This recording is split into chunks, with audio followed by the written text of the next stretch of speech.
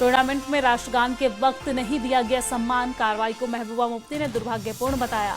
BJP जबरदस्ती नहीं कर सकती, ऐसा महबूबा का कहना है। आपको बता दें कि पीडीपी प्रमुख महबूबा मुफ्ती आज श्रीनगर पहुंची थी और इस दौरान उन्होंने राष्ट्रीय गान को लेकर पुलिस की कार्रवाई पर सवाल उठाए हैं।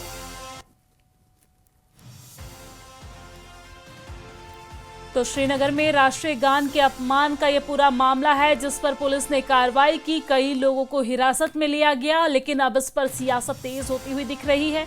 आपको जानकारी दे दें कि टूर्नामेंट में राष्ट्रगान के वक्त राष्ट्रगान को सम्मान नहीं दिया गया, जिसके बाद पुलिस प्रशासन के द्वारा कार्रवाई की गई। कई लोगों को हिरासत में लिया गया। हालांकि इस पूरे मामले पर आज श्रीनगर दौरे पर जब पहुंची महबूबा मुफ्ती तो उन्होंने इस कार्रवाई को दुर्भाग्यपूर्ण बताया और कहा कि बीजेपी जबरदस्ती नहीं कर सकती है। लेकिन महबूबा मुफ्ती को, पीडीपी प्रमुख महबूबा मुफ्ती को यह समझना होगा कि यहाँ पर यह मामला बीजेपी की नहीं है, यह मामला देश से जुड़ा हुआ मामला है और राष्ट्र का जो अपमान करेगा, देश का जो अपमान करेगा, उस पर सख्त कार्रवाई की जाएगी। ये अफसोस है, इसमें क्या कह सकते हैं। यहाँ बीजेपी ने जम्मू कश्मीर को कहाँ पहुँचाया है कि वो बंदूक के बलबूते पे लोगों को कहते हैं कि आप नेशनल एंथम पे खड़े हो जाओ। मुझे याद है जब हम स्कूल में पढ़ते थे, कॉलेज में पढ़ते थे, चाहे पिक्चर हॉल हो, चाहे कहीं बाहर कोई फंक्शन हो, खुद ब खुद हम नेशनल एंथम के लिए खड़े हो जाते थे। हमें कोई बंदूक लेके पीछे खड़ा नहीं होता था। आज बंदूक लेके लोगों को कहते हैं खड़े हो जाओ, ये तो इनकी नाकामी। संवाददाता ईशान वानी हमारे साथ फोन लाइन पे जुड़ गए हैं। ईशान, महबूबा मुफ्ती जिस तरीके से बात कर रही हैं, हमेशा आतंकियों का समर्थन करने वाली महबूबा मुफ्ती अब देश के विरोध में बातें कर रही है। राष्ट्रगान में अपमान पर अगर कार्रवाई होती है तो यहां पर महबूबा मुफ्ती बौखला जाती हैं।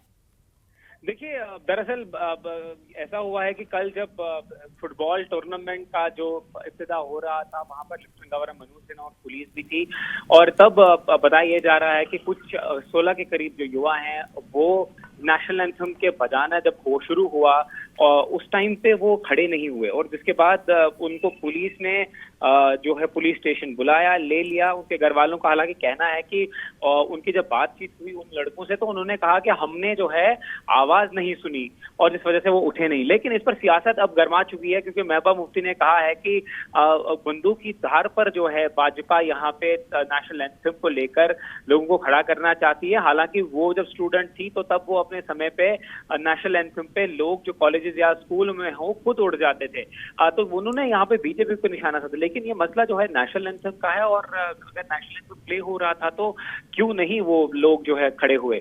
अब इस पर पुलिस भी कार्रवाई करेगी, सुरक्षा बल भी देखेगी कि क्या हुआ था, क्या उस समय परिस्थितियां थी।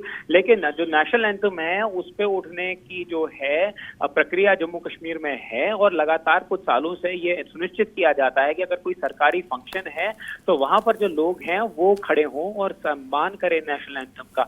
और वही जब कल हुआ, जब नहीं उठे ये लोग तो उनको हिरासत में लिया गया और फिलहाल पुलिस जो है इसमें पूछताछ कर रही है। हालांकि सियासी तौर पर महबूबा मुफ्ती जो है इसको बीजेपी पर निशाना साध रही है कि वो नेशनल एंथम को लेकर जो है अपनी सियासत चमका रहे हैं जम्मू कश्मीर में। लेकिन सच बात यह है कि जम्मू कश्मीर में लगातार कुछ सालों से जब से धारा 370 हटी है तब से लगातार जो लोग हैं या सरकार की तरफ से प्राथमिकता यह है कि लोगों के अंदर जो है ये जागरूकता की जाए कि नेशनल एंथम जब भी प्ले होता है तब जो है उनको खड़े होने की जरूरत है और उनकी उसका सम्मान करने की जरूरत है।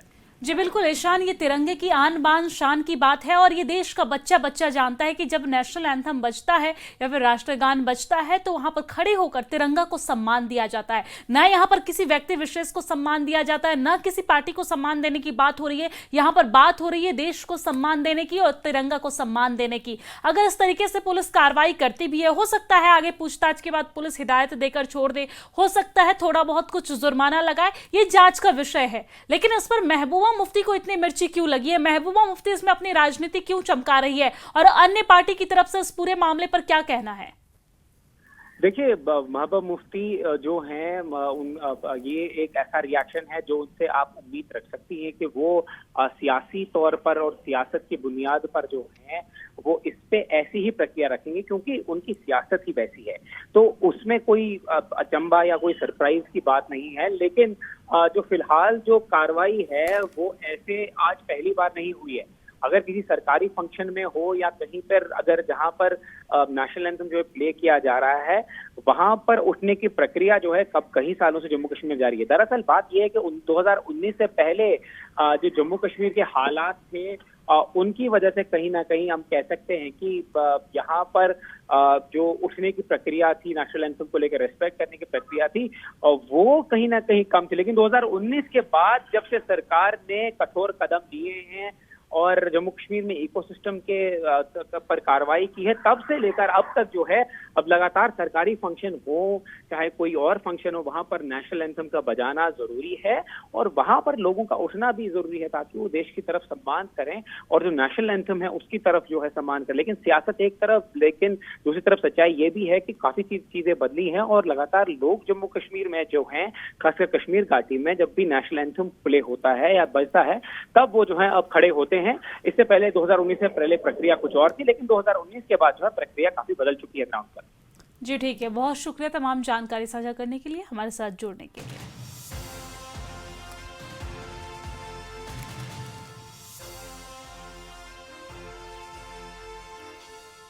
ये अफसोस है, इसमें क्या कह सकते हैं। यहाँ बीजेपी ने जम्मू कश्मीर को कहाँ पहुँचाया है कि वो बंदूक के बलबूते पे लोगों को कहते हैं कि आप नेशनल एंथम पे खड़े हो जाओ। मुझे याद है जब हम स्कूल में पढ़ते थे, कॉलेज में पढ़ते थे, चाहे पिक्चर हॉल हो चाहे कहीं बाहर कोई फंक्शन हो, खुद ब खुद हम नेशनल एंथम के लिए खड़े हो जाते थे।